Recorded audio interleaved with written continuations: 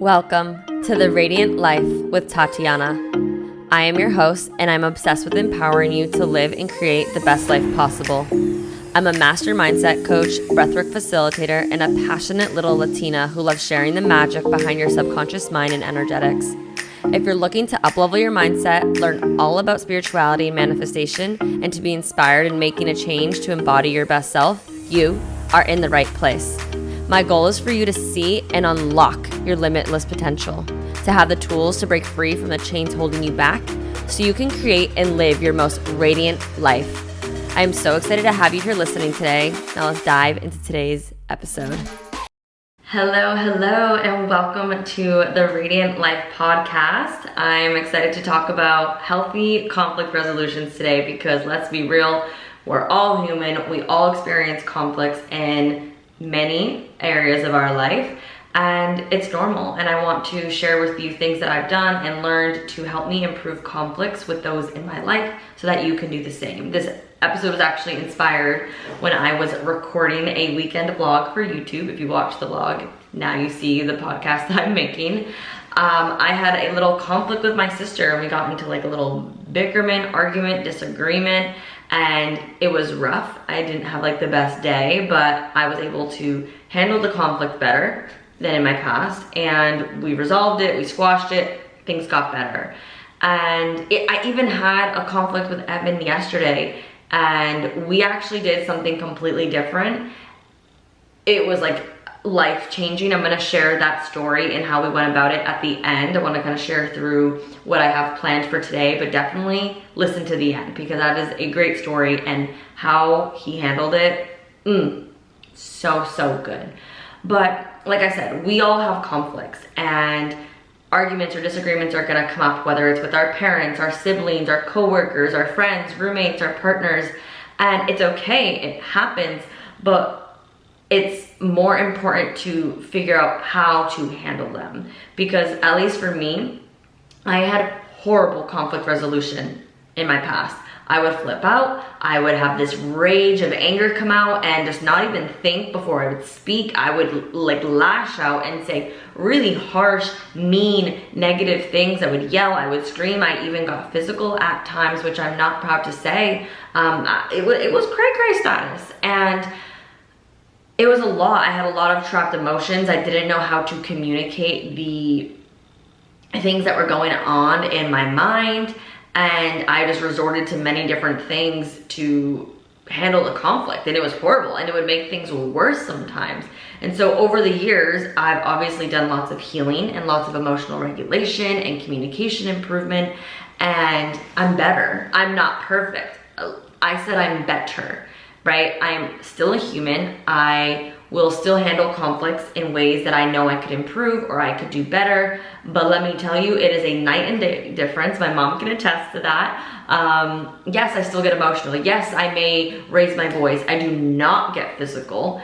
And it's just way better. And it has drastically improved my relationships with my parents, completely different with my sister, my friends. Like, I don't really have conflicts or arguments with my friends now. Back in the day in high school and college, I would get in screaming matches with some of my girls sometimes. Like, oh my goodness, but you guys, I still love you. We're still all friends. At the end of the day, it's improved my relationships. And so I really believe this is an important thing to work on and to master, because it's gonna improve the rest of your life. So today's episode, I'm just diving deep into tips and tricks, some examples, some scenarios, a little script to help you improve your conflicts with those in your life. And before I get into it, I like to say we're all gonna experience like disagreements or conflicts. I try to live my life in general of like, is this gonna matter in 72 hours? Or is this gonna be a big deal on my deathbed? Am I gonna remember this? And if it's not, okay, not a big deal, don't stress about it. But we're humans and we have emotions, and some things we do need to handle. And if you're somebody who doesn't like conflicts, who doesn't like confrontation, there's ways to do it that are supportive and let your voice be heard and not have people walk over your boundaries. And so there's obviously going to be so many scenarios, and there's only so many examples I can give. I give way more examples inside of my programs, but I really want you to walk away today with a lot of tips and tricks and just different perspective of how you can handle conflicts in your future.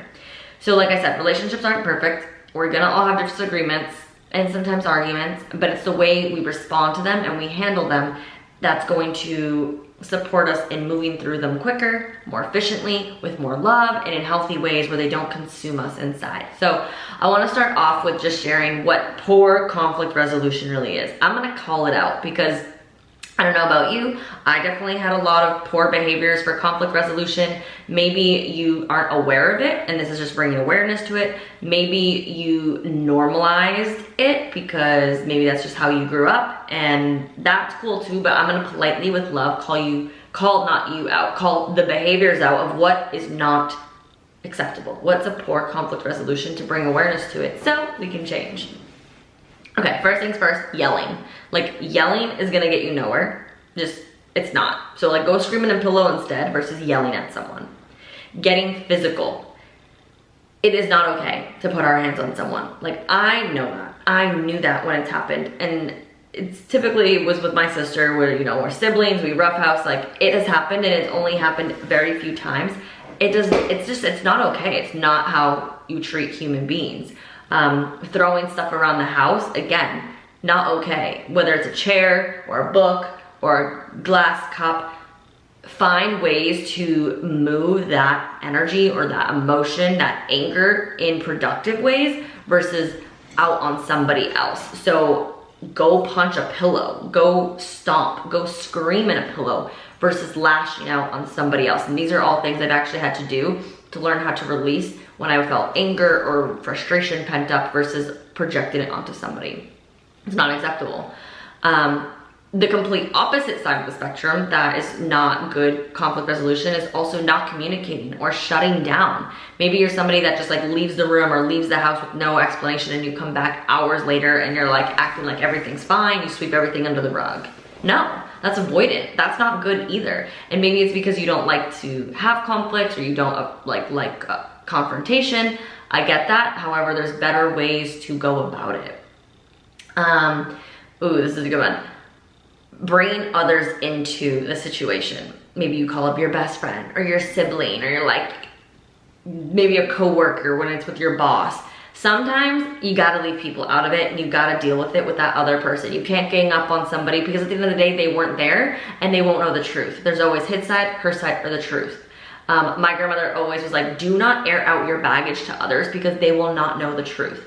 And there's a difference between bringing others into the situation in a healthy way of getting support versus just in a very bashing, be on my side type of resolution. It's not, you can only solve the conflict with the person, and you could get professional support, but you gotta have that conversation with that person at the end of the day. So don't bring others into the situation if it's not needed.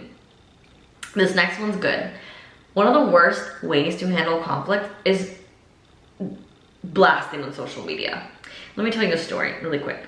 I remember years ago, like 2019, I remember seeing this couple in the town that I grew up with or the town next to it, and this girl was like blasting her boyfriend, her baby daddy at the time, with statuses, like just airing out their baggage, how horrible he was. And it even got so bad to the point where there was a video that she shared. And I don't know if it was to prove her point. She like said that, you know, he got physical. It wasn't obviously on camera. His mom ended up coming in. Like, it was a shit show. To then, they studied together, or they got back together. They've had another baby. And it's just like, bro, you literally just, aired out your entire baggage to everybody to see. Or, you know, couples, I can't even imagine being parents. It's not easy. You've tinted that person's reputation, the relationship, the lack of respect. Like, no, it's nobody else's business. Social media isn't gonna help you. You're just gonna get more like people's opinions on stories. Do not blast on social media. I think that's a given, clearly not. And the fact that I remember that story just shows like, oof, not a good look. And lastly, another poor conflict resolution is blaming each other or blaming the other person, especially if you're taking no responsibility. Because when you blame someone, you're constantly putting the the power in their hands.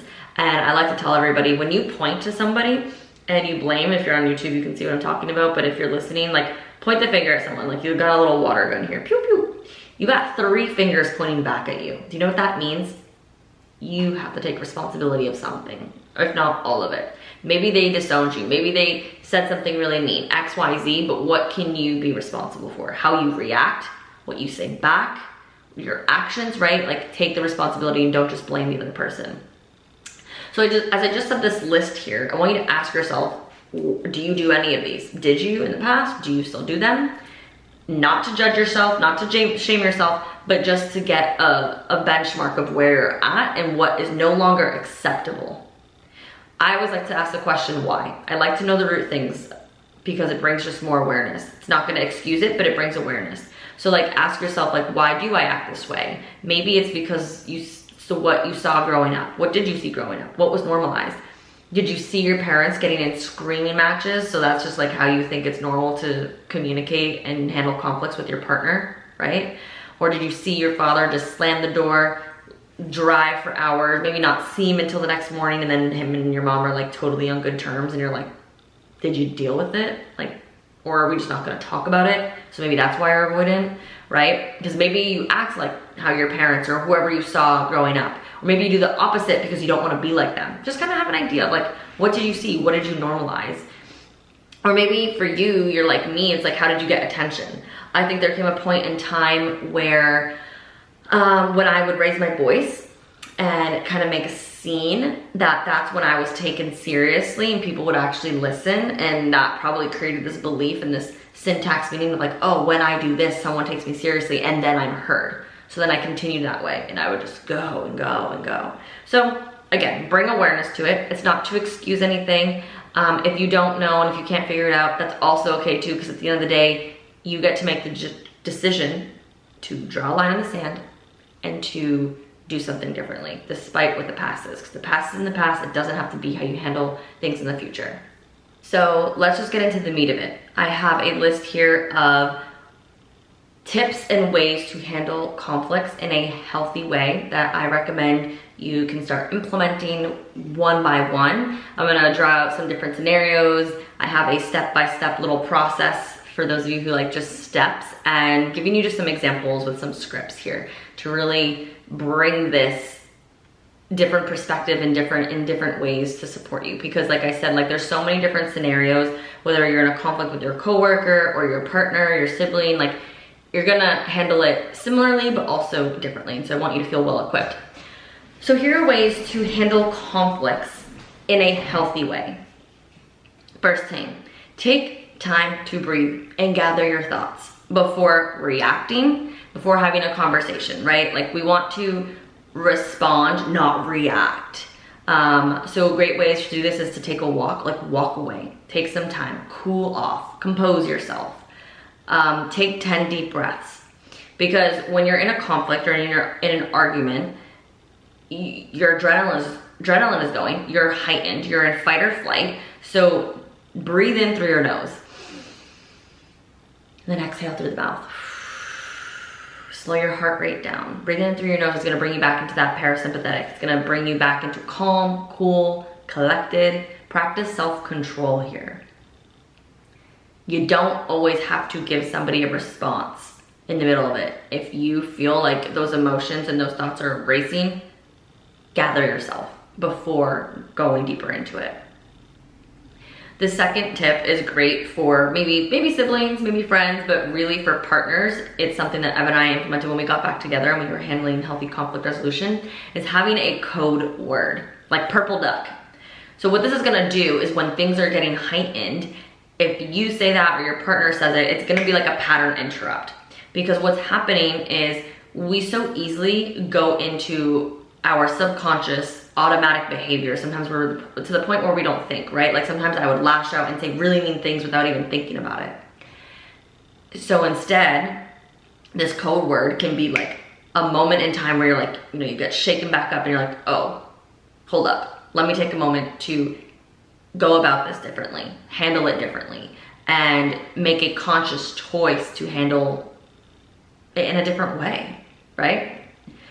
Next tip is speaking in a calm, relaxed tone. I know this feels obvious, but just a reminder, because it's not always what you say, it's also how you say it.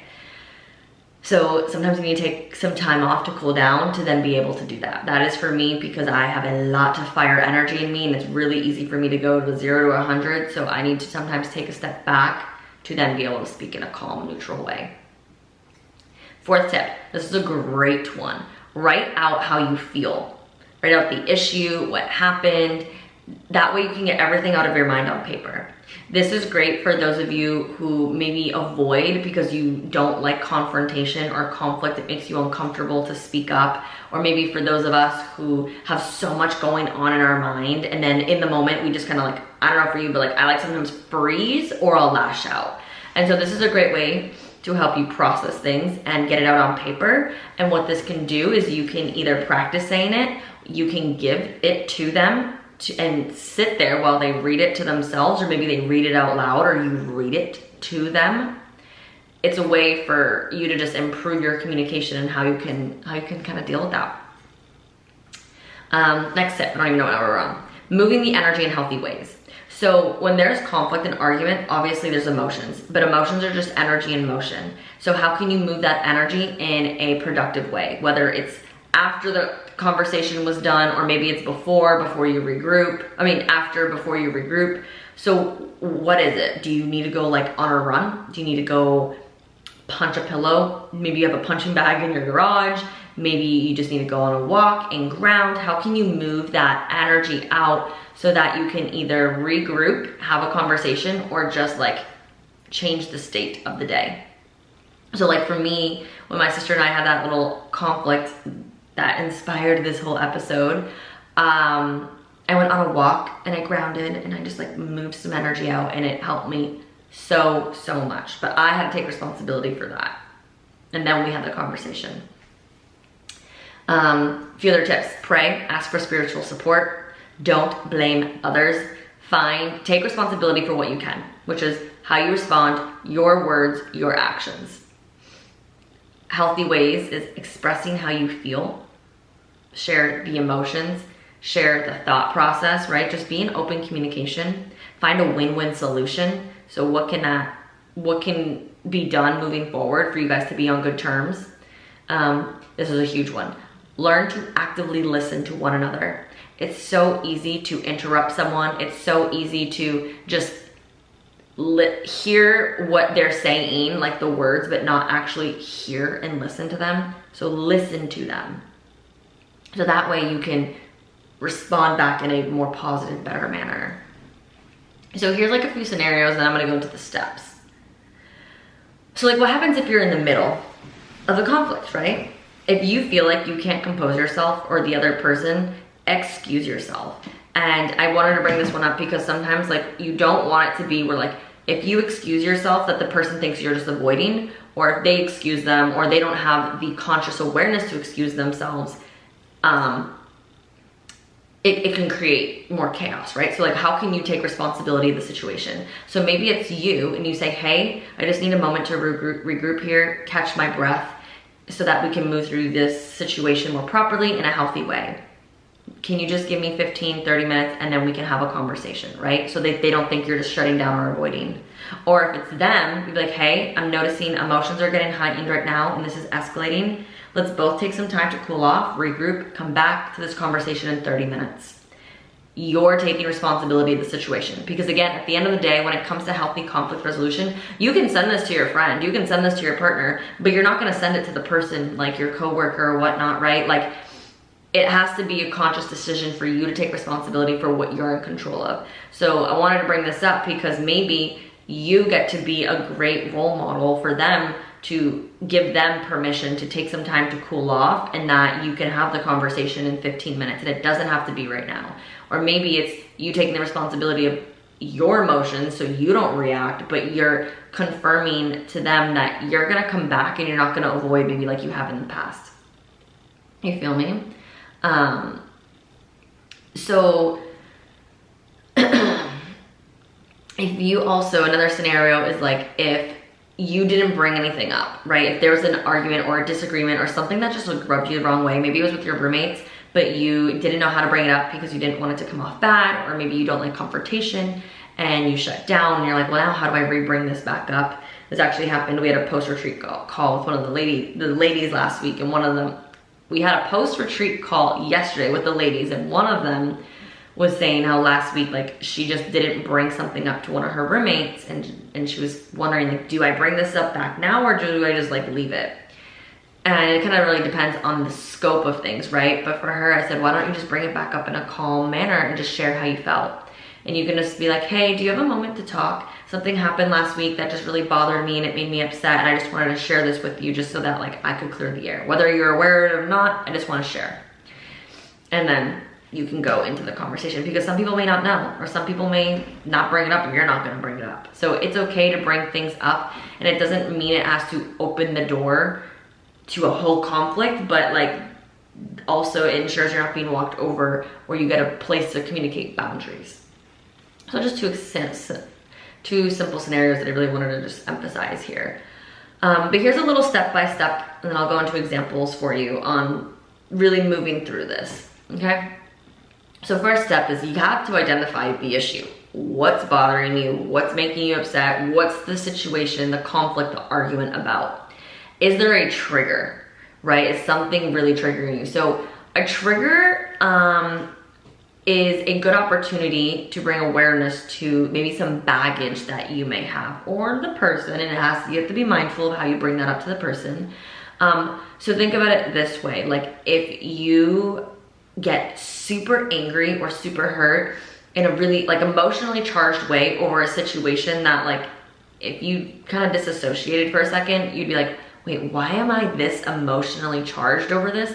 It probably means you have baggage, which means you're looking at this situation through the lens of past something, a past wound that hasn't been healed. So I'll try to give you two examples. For relationships, maybe your ex was avoidant and he would just shut down and he would ignore you and he wouldn't have the conversation every single time, and it would just like make you not feel heard or seen, and like you hated it.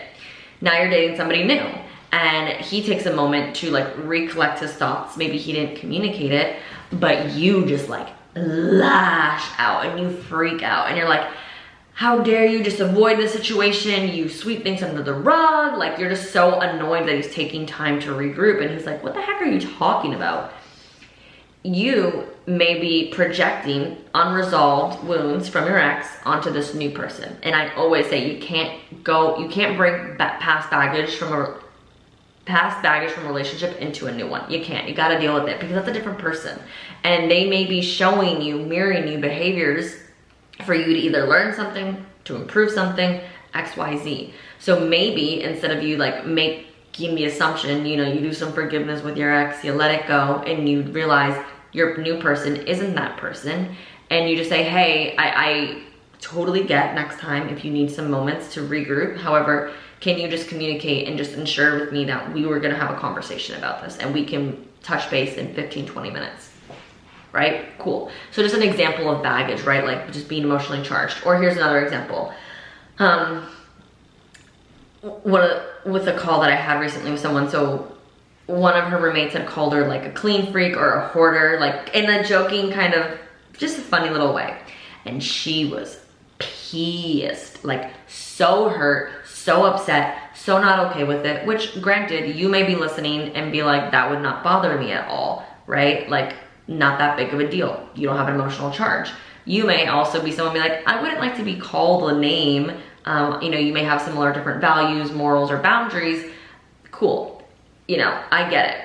My point being is she was so emotionally charged over this name that doesn't have to have a sting, right? Like the word hoarder or clean freak, like doesn't have to have a strong sting. And so I brought that to awareness. I was like, I think you have some baggage here. Why? And like one of her baggage examples could have been that people just mislabeled her and said mean things to her growing up, and it just hurt her.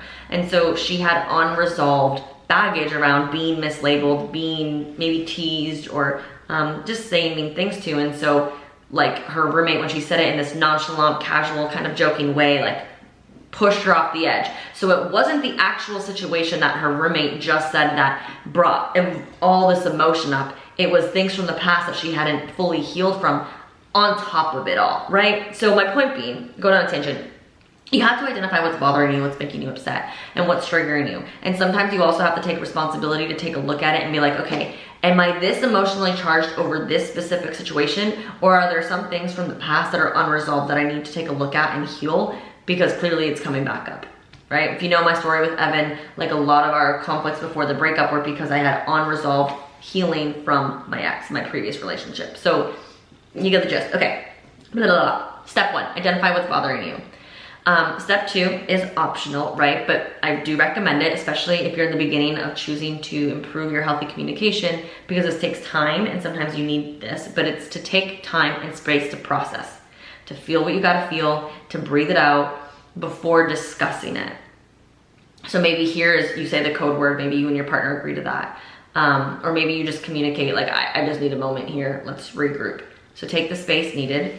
And that's when you can really sit down, maybe you journal, maybe you just sit and process what made you upset or what do you not agree about, how are you feeling, identify the emotions. Maybe you identify what would make this situation better, how can there be a win-win before you go into the conversation. Maybe this is a time where you move the energy, you go on a walk, you go on a workout, take the time and space. Then, like if you do this step 2 versus having the conversation in the moment of the conflict, which is like what happened with Evan and I last night that I'll share, then when you bring it back up, just ask the person if it's a good time to discuss what just happened, right? Like in a neutral way. Like, hey, is now a good time? Hey, do you have a few minutes to come back to what happened so we can talk it out and clear the air, right? Or if you don't take the space, if you don't ask to have the conversation, you're just in it, you can just skip to step 4, which is let's have the conversation. Let's set the stage though. Let's share the issue and the conflict at hand. So share what's coming up. Why is it bothering you? How did it make you feel? So a good example that I like to do is like, hey, I want both of us to be heard right now and for us to come to a good conclusion and resolution to this so that we can improve our friendship or our relationship. So can I share with you how I felt, right? And then you can just say what you felt, what you need to say, and then you get to hear that other person. And then remember, practice active listening. You know, made me feel this way. I felt like you crossed a boundary. I don't really agree with what you said, X, Y, Z. Again, and then you gotta listen to your partner. One big thing here is make sure whoever goes first, doesn't matter. Sometimes it's a person that's more eager or like more emotionally charged. Let them go first. But let them go first without interrupting, or let yourself go first, right? Meaning, I'm somebody who sometimes interrupts when someone is expressing themselves. And so sometimes my sister has to communicate, please don't interrupt me, so I can fully actively listen. So you need to share how you're feeling, and then you need to actively listen with intention. Those are steps 4 and 5, depending on what order happens. Step 6 is explain or ask, what's the mutual like consensus? What's the solution for the problem, and how can we handle it in the future? Some conclusions may be to agree to disagree, because if it's an argument based on different opinions. Sometimes it's just sharing somebody a boundary or a way to communicate to you better, right? Find a win-win here, a way to improve in the future, and apologize, hug it out, forgive, and then you drop it, right?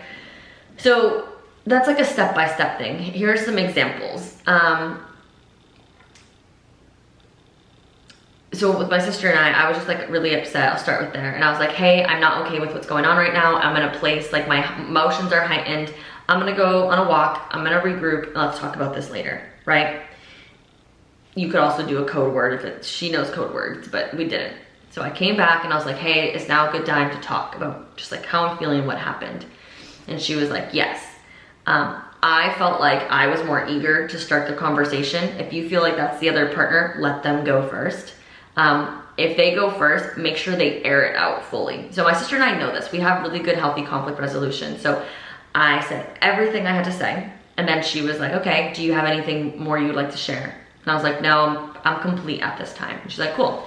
I'm gonna share my side. Just like I let you speak, I would really appreciate it if you let me speak and didn't interrupt me before responding. This is huge because this comes into actively listening. I am the type of person who sometimes reacts or interrupts in response because I'm like, wait, I didn't mean it like that. Or no, like that's not how it went. Like I just want to cut it off. it can create more conflict, right? My sister's like, you always interrupt me. So Evan and Gabriella have had to be like, hey Tots, let me air out before you respond. Please don't interrupt me. And it's not a rude thing to ask that request. Sometimes people just need that reminder. It's a reminder I need. I'm actively working on improving not interrupting to people, and sometimes it happens. So I really want to emphasize that. Don't try to not interrupt that other person, and ask to not be interrupted, right? What can you take responsibility for? That person you're having a conflict with isn't listening to this podcast episode to know not to interrupt you. You feel me? So whatever. So then she's like, okay, I heard what you had to say. You know, when this happened, this is how I felt. I really didn't appreciate it. I also didn't mean it this way, like whatever our conflict was about. Where you're like, cool, we both feel heard, we both feel seen. And I said, moving forward, this is what I need from you. I would appreciate if you wouldn't do this and do this instead, right? Here's the win-win. How can we move forward? How can we handle this in the future and squash this beef? And that's what we did. We said, thank you, I love you, I forgive you, yada, yada, yada. I wanna give you an example if you're having trouble with a coworker, right? So maybe they're making you feel unheard, you don't feel appreciated, that your voice doesn't matter, whatever that is. So let me just give you a little script that I got here. So imagine you walk up to a coworker and you're like, hey Sarah, I would love to be able to just have a conversation with you about something. I know we've been feeling tension lately, and I believe it would be really supportive if we just talk this out constructively, and we can just resolve it so that we can just have a healthy work environment. And maybe you take them off guard, maybe you're not, and they're like, yeah, of course, I think it's important to like talk about issues. So, you know, what's going on? And you can just say like, great, thank you. I really appreciate you being open and hearing me out and having a productive discussion about it. Let's just let each other share what they have to share without interruptions, and we can speak respectfully and hopefully find a win-win situation, a win-win solution. And then you go, I'll start. So I've been feeling really frustrated lately. I feel like my ideas are not being heard or valued during team meetings. I feel that I'm constantly being cut off, and it's just making me feel upset. Like I feel like my input doesn't matter, and I feel like there's a lack of respect here. And I want to share this with you because I'm not sure if those are your intentions. However, I don't feel like that's a fair way for team members to be treating each other. And I have some ideas of like how we could find, you know, a fair solution to this, but first I just wanted to share how I felt. And then maybe that person's like, I'm really sorry, I never meant to interrupt you. Sometimes maybe I like am like so go and it's nothing personal, like whatever the reason, excuse is, it doesn't matter. And so maybe then you're like, okay, cool. How can we find a solution to this, right? Like, great, I know we have differences and we handle things differently. I think we both want to be heard, and I think we both want what's best for the team. Maybe we can find a way to balance things out efficiently and include everyone in case someone else is feeling this way. And maybe you're like, I had the idea that we could implement like a rotation system. So everybody gets a chance to lead discussions, or everybody gets 5 minutes to share their ideas so they can feel heard and team. And they're like, yeah, I think that's a great idea. That will, you know, prompt me to make sure I don't interrupt anybody or take over the meeting and X, Y, Z. So I know it's a simple example, but it's coming from a place of respect and holding your boundaries, right, with a coworker, sharing how you feel, sharing that you didn't feel respected or valued or whatever feeling you're feeling, and that you want to have a healthy environment. You want to be able to feel heard, or you want to be able to feel safe communicating these things with someone and having a good team thing. Like, you know, share that you want a win-win versus like, I'm not cool with you doing that. Like, don't ever do that again, right? Like, no, like, explain to them how they can win, explain to them how you guys can go about it better. And you never know what progress you can make. I think it's really important. Maybe for a couple, you're like, you know, maybe I would go to Evan and be like, hey Ev, like, can we have a conversation about like that little argument we just had? I really felt hurt when you like spoke to me that way and you just forgot about our dinner plans, and then you just made plans without letting me know. And I just feel like you're prioritizing everybody else in front of me and you're not communicating with me effectively, and it's making me feel like unheard or unloved, or my love tank's at a 0. I share what I gotta share, and then Evan's like, okay, I hear you. forgive me. We were really big on forgiveness versus I'm sorry. I see why you would feel that way, and I want you to know that spending time with you is a priority, whatever he would say. And I'm like, cool, like I understand that, and I know those maybe weren't your intentions, but I wanted to share with you how I felt and why I got angry at you and let you know the explanation why I was giving you attitude and why we had this conflict. So what can we do moving forward, right? And we're like, maybe we can improve our communication, or maybe I can put things on my calendar. Again, I'm trying to guys just give you different scenarios here, because of course it's gonna be different when you talk to a coworker versus a sibling versus a partner. But at the end of the day, it takes practice and commitment, and it's about taking responsibility for what you can control, which is your words, your actions, your behaviors. And maybe if you are with a partner, you share them this episode, and maybe you guys make a commitment to improve your conflict resolutions. Instead of screaming at each other, you create a code word, whatever that looks like for you. And knowing that you can't control other people, and it may feel uncomfortable going to that coworker and having that conversation, or finally speaking up to maybe one of your close friends who you kind of just like let things sweep under the rug, but like finally you speak up. It's working a muscle that you've maybe never worked before, right? Like I had a woman on the post-retreat call, another woman who doesn't love confrontation, and she was able to set a boundary and handle a conflict like, hey, I didn't appreciate how you treated my clothes when I let you borrow them. You're asking to borrow my clothes again. I'm just like not cool with that. I don't want to have another conflict in the future, so I'm just gonna set a boundary and like be like, no, you can't borrow my clothes. And she had fair ground, and one of the other girls was like, how did you have the courage and guts to say that to a friend? And she's like, you know, she's done a lot of work with me and coaching, and it's working on letting your voice be heard. It's learning how to shift your perspective on confrontation or conflict, and it doesn't have to be this blowout or that you're never heard or letting people like walk all over you, but it's also like, can you just communicate effectively, respectfully how you're feeling and what's going on and how to move forward. And maybe that is setting a boundary, maybe that is coming to an agreement that you guys will agree to disagree, or XYZ. It's totally different. Again, I go way more in depth with this in the programs based on the situation with scripts, and I can support you, based on where you're at, but hopefully this is giving you a good idea. So before I wrap this up, here's yesterday's little story time example that I wanted to share with you. And this is a great thing to do for relationships or for like-minded friendships. Because, let me preface, some conflicts will arise based on someone's mood. Maybe it's, hashtag hormones, my lady friends, stress, having a hard day. And so sometimes we react not towards the person. It's just like, it's not you, I have so much going on, right? So yesterday, I felt like a lot. I got off the call. I was a little grouchy. I don't really know why. And like Evan and I, there was tension. There was bickerment. We were cooking dinner. And genuinely, I cannot remember what the actual problem was or the details. Probably because it was that insignificant. And when we dropped it, we dropped it. But we were having conflict. And it was a little like disagreement, argument. We had those pew pew words, like little jabs towards each other. Emotions were starting to get heightened, right? They would keep going to the level, to the point where I was like, you know what, just go eat your dinner by yourself. Like, I don't want to deal with you. Like, we're supposed to have date night, you're pissing me off. That's how I was feeling, like it was starting to rise. So he took a moment to walk away, went to the room, didn't even like think about it. I thought he was going to the bathroom. I don't even know. Maybe he went to cool off, maybe he didn't. I kept cooking.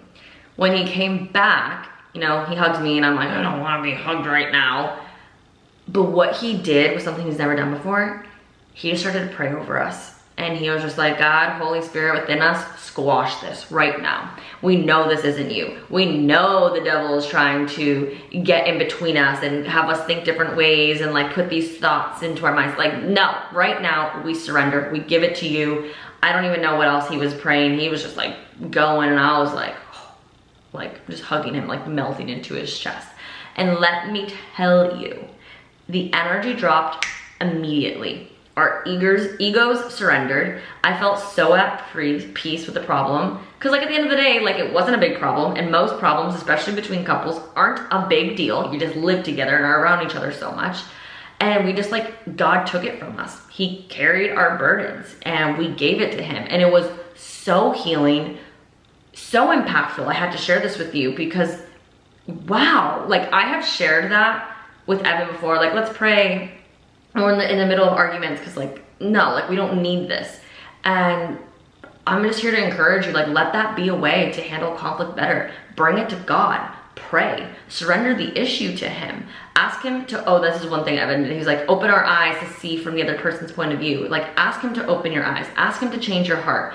There is power in prayer. The difference between life and death lies in the tongue. So instead of lashing out and saying something mean to someone, bring it into prayer. Surrender. Surrender your spirit. There is power. We know we're in spiritual warfare right now. Surrender. Lay it to him. And let me tell you, like, obviously Evan and I are getting closer with our faith and our relationship with the Lord, and really bringing him at the foundation of our relationship. But I'm telling you, this is a game changer. And prior, I will say examples when it comes to conflicts, like I would like go in my room and be like, God, give me peace, give me patience, give me, let go, like release this anger. Like I would pray on that, but to pray with someone, like have someone pray, like it completely immediately got dropped. It's probably why I don't even remember what it was about, because it was taken from us. So I had to share that story. Oh man, it was sexy. I'm not gonna lie. Like I literally was like melting in his arms, and I looked up to him and I was like, you're like a king, you're like a leader. Like you just took ownership of like the situation, and it was good. But yeah, I hope today's discussion really supported you in finding some good tips or some ways to communicate it, like calm manners. Like I would appreciate, I didn't like, or I didn't appreciate versus a blame. And I just hope it kind of gave you some more shifts and perspectives of ways to handle conflicts better in your future. If you are seeking more support on how to handle conflicts or conversations properly, learning how to set boundaries in a better, loving way. Boundaries don't have to be hard. I go way more in depth around that in both my programs, Radiant Relationships and Embrace Your Radiance. Obviously, Radiant Relationships is geared towards relationship focused problems, so that is great if that's what you're struggling with. And EYR has a little bit more of like everything, because it's about life and you. So you can learn more with the links below on my website. Both of those are now self-paced course programs. I haven't really shared that about Embrace Your Radiance. It's been a little bit more of like a back-end private offer that I've shared to a few people. But you can learn more about it now, and you get everything you need, like weekly modules, step-by-step guides, tips, tricks, workbooks to help you with the implementations, audios, books to read, meditation, journaling prompts, and hypnosis, like everything you need based on whatever it is you're at and what you're looking for. And you get lifetime access to it all, because life is always going to continue to happen and you can come back to it. And it's going to really support you in the unprogramming, the unlearning of the old ways and relearning the new, whether it's with you and who you are in life or in relationships. And so, yes, I haven't announced that, but EYR, there is that offer. It is over 50% off of what it used to be, because the coaching right now is not being held. We'll see where things take us in the future, but there's so much value and it's jam-packed that I don't want to just still be an offer, even though I'm just like figuring some things out. But learn more with the link below. If you have any questions, you can send me a DM or an email as always. And I hope you valued from this. You know, share this if you know somebody could value from it. And remember, it's baby steps. You're working a new muscle. You've never maybe done this before, or you just get better with time. And like I said, I'm not perfect. You just get better one step at a time. I appreciate you guys so much for listening, for being here. I know this was a longer episode. I hope you valued from it, and I will see you in the next one. I hope you have the most radiant day ever. Bye. Thank you so much for tuning in today. If you enjoyed today's episode, please be sure to share it with me and write an Apple iTunes review so I can keep the good stuff coming your way. If you aren't already following me, you can find me on Instagram at Tatiana_Kuto. Make sure to tag me in any posts that you share. I love and appreciate you so much and cannot wait to connect with you in the next episode. In the meantime, go out and radiate your light into the world.